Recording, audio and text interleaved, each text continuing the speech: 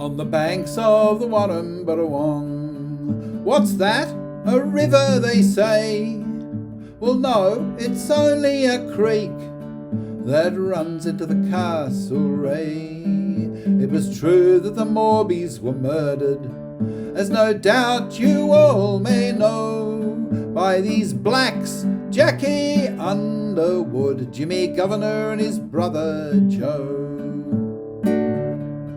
Jimmy Governor was working for Mawbrey. He was splitting some posts for a fence, when Mawbrey found fault with 100, of course at the darkies' expense. Said he, they're not up to the agreement, and I won't for one of them pay. So it was then that the darkies consented in the bush that the 100 should lay.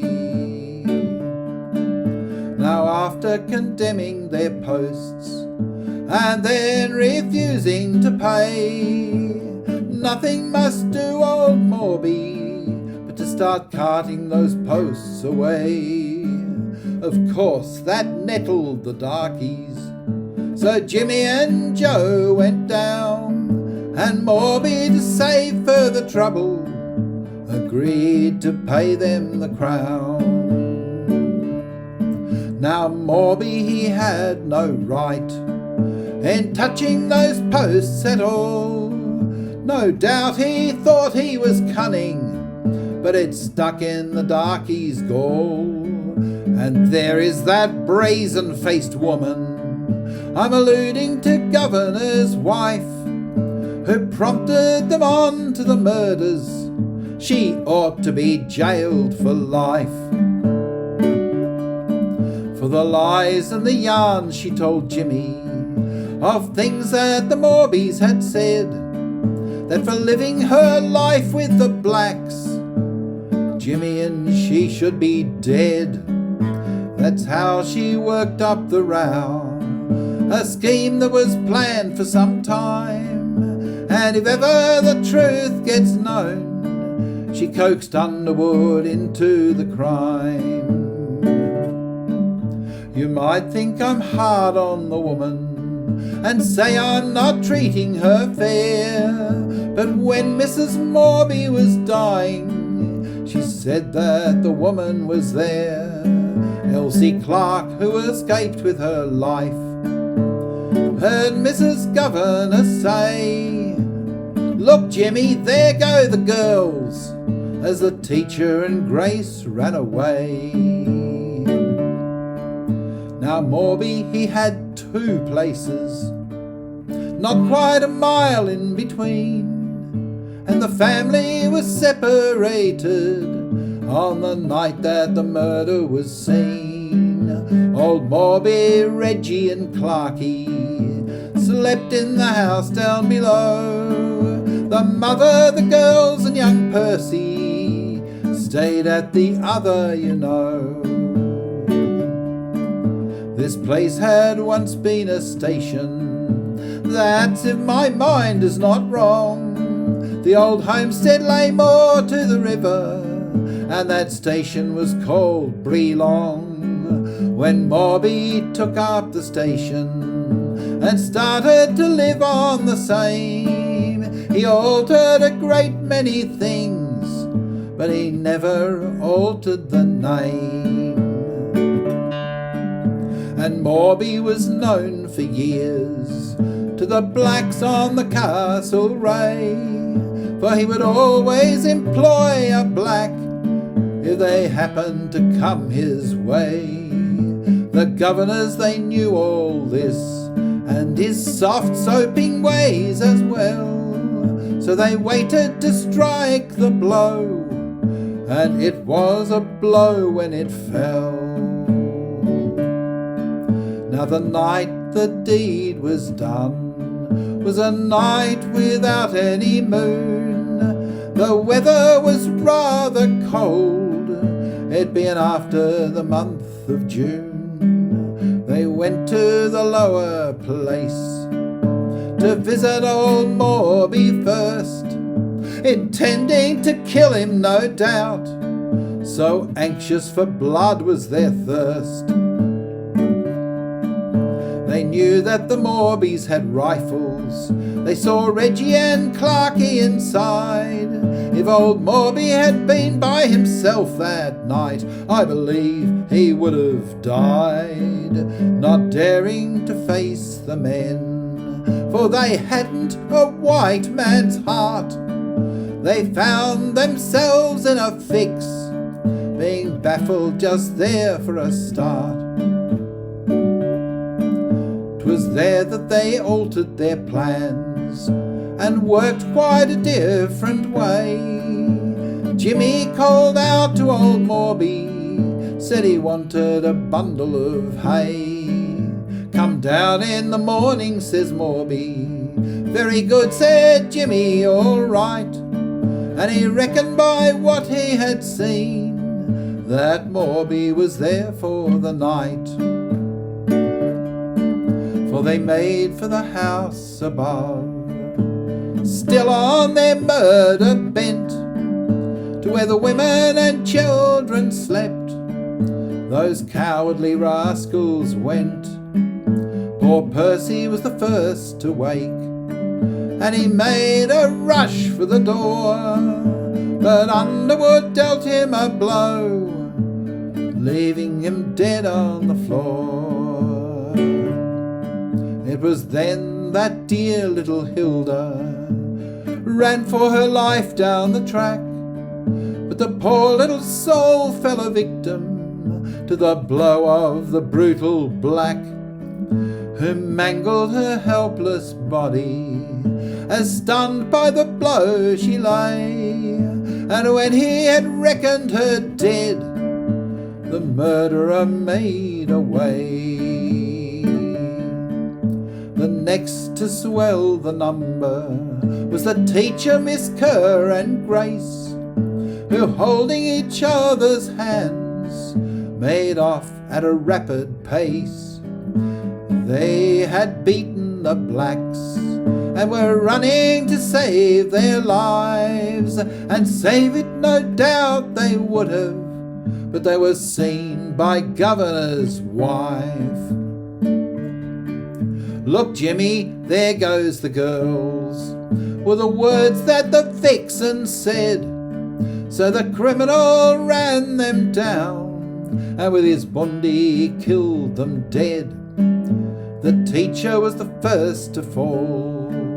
Jimmy got to her with spite, while Grace ran down the track on that fateful Friday night. She had nothing on her but a gown, and that was torn from her back, when part of it caught on a rock and threw her right down on the track, now leaving the teacher dead. This fiend took after Grace, who was running along through the bush to get to the lower place. When Grace slipped and fell, this gave the darky the show, and before she could rise from the ground, he had dealt her a heavy blow. It seems hard to think that this girl, who escaped so far till then, should stumble and stagger and fall, almost in sight of the men. Whilst the governors were slaughtering the women, young Bertie, that brave little lad, slipped out through the bedroom window and succeeded in reaching his dad. He was the first to spread the news of the terrible deed that night. I fancy I see him now, describing that horrible sight. Old Mawbey jumped out of his bed. To the scene of the murder he ran, with Reggie and Clarkie behind. They brought with them rifle and gun. The old man ran through the bush. The boys came round by the creek, but the governors got wind of their coming and cleared through the bush pretty quick.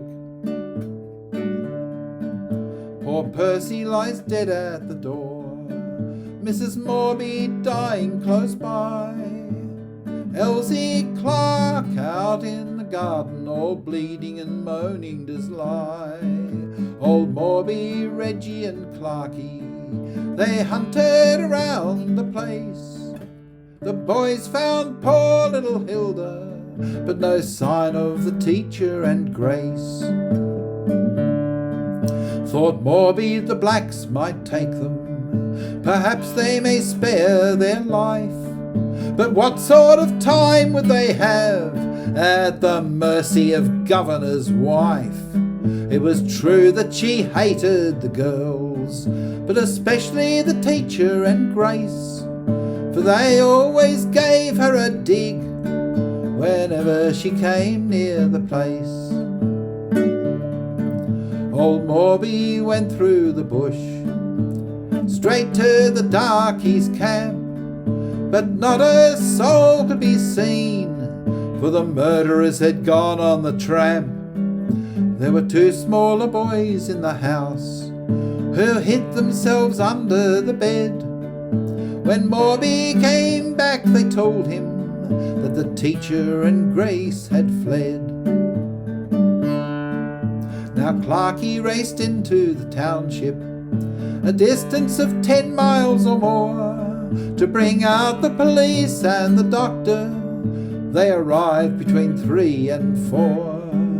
The doctor looked after the wounded, the police fossicked around, but no sign of the girls could they see, nor hear the slightest sound. They took up the search again, just at the peep of day, when they came upon the teacher dead. Yes, stiff and cold she lay. This girl was fairly butchered, she presented a terrible sight. The position in which she was found proved her the victim of the black man's spite. They all spread out in the scrub, and there on the wallaby track they came on the body of Grace, who lay stretched out on her back. Her gown, it was torn to ribbons, she was bruised from neck to knee. It nettled the hearts of the troopers, such a terrible sight to see. The ground was smeared with blood, and pieces of linen and lace, for the hand that had handled the teacher had also handled Grace. Mrs. Mawbey suffered much pain and died in a day or two. Elsie Clark recovered all right, she was at the trial, you know. Mrs. Governor was the first they arrested. No doubt she felt a bit wet, shoved all the blame on the darkies, turned scary, of course, you bet. Underwood did not reign long, he was very soon landed in jail. He denied Mrs. Governor's yarn and told quite a different tale. He admitted he murdered young Mawbey. There were 4 of them in the swim. There was Jimmy Governor and his wife, Joe Governor and him. Still Jimmy and Joe stayed out and laughed at the limbs of the law, and before they were brought to book, they murdered some 4 or 5 more.